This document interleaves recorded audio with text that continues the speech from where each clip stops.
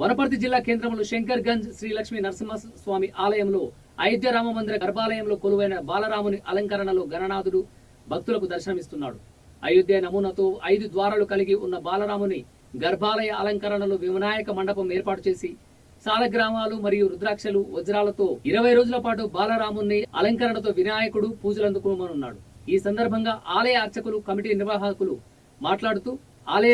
Committee నిర్వాహకులు మాట్లాడుతూ గత 34 సంవత్సరాల నుండి గణేష్ ఉత్సవాలు వైభవంగా నిర్వహిస్తున్నామని పేర్కొన్నారు. గత 17 సంవత్సరాలుగా క్యాప్సూల్స్ వినాయకుడు, డ్రై ఫ్రూట్స్ వినాయకుడు, అద్దాల వినాయకుడు ఇలా పలు రకాల వినాయక ప్రతిమలను ఏర్పాటు చేసి భక్తుల మన్ననలు పొందడం జరిగిందన్నారు. ఈ సంవత్సరం వినూత్నంగా అయోధ్య బాలరాముని అలంకరణలో వినాయకుడిని ప్రతిష్ఠించి ప్రతినిత్యం ఉత్సవ విగ్రహానికి అభిషేకం, అష్టోత్తర శతనామావళి, మంత్రపుష్ప, మంగళహారతితో కూడిన పత్ర పూజ, పంచహారతులు తదితర వైదిక కార్యక్రమాలు చేసి ప్రదక్షిణలతో స్వామివారి ఆశీర్వాదం తీసుకుని భక్తులు మొక్కులు చెల్లిస్తున్నారని పేర్కొన్నారు.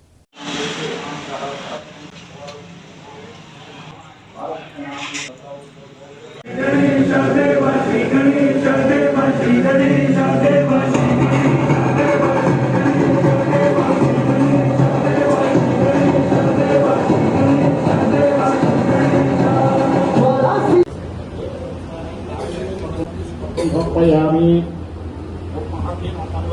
సమర్పయామి ఓం సమర్పయామి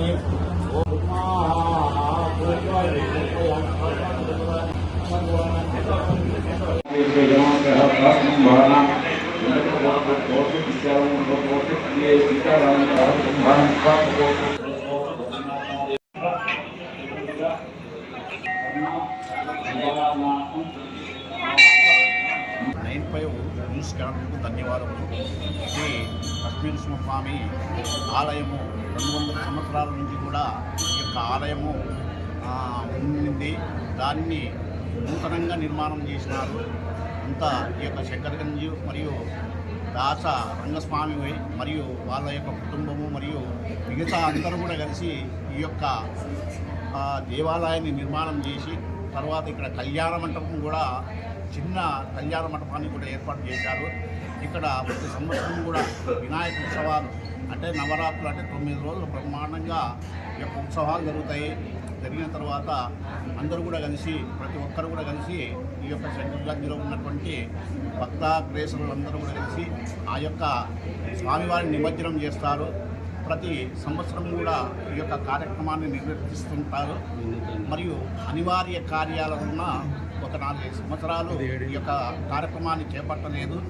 తర్వాత మళ్ళీ ఈ సంవత్సరము అందరూ కూడా కూడుకొని ఆ యొక్క బాలరాముని అయోధ్య రామునిగా స్వామివారిని అలంకారం చేసి ఇక్కడ మేమందరం కలిసి ప్రతిష్టాపన చేసినాము. ప్రతి నిత్యము కూడా ఉత్సవ విగ్రహానికి అభిషేకము మరియు అష్టోత్తర శతనామావళి మరియు స్వామివారి యొక్క మంత్రపుష్పం, మహామంగళారతి ఇటువంటి కార్యక్రమాలు జరుగుతాయి. సాయంత్రం కూడా స్వామివారికి షోడశోపచార పూజ మరియు పత్రి పూజ అంటే అష్టోత్తరంతో పత్రి పూజ మరియు పత్రాలతో పూజ చేసి తర్వాత ఈ యొక్క పంచాహారతితో మంగళహారతి ఇచ్చి మరియు ప్రదక్షిణ మరియు మంత్రపుష్పం, మహామంగళారతి ప్రదక్షిణము మొదలైన కార్యక్రమాలు చేసి అందరికీ కూడా తీర్థప్రసాదములు ప్రతి నిత్యం కూడా ఈ యొక్క నవరాత్రులు అంటే 9 రోజులు ఈ విధంగా చేస్తూ ఉన్నాము అని తెలుపుటకు నేను ధన్యవాదములు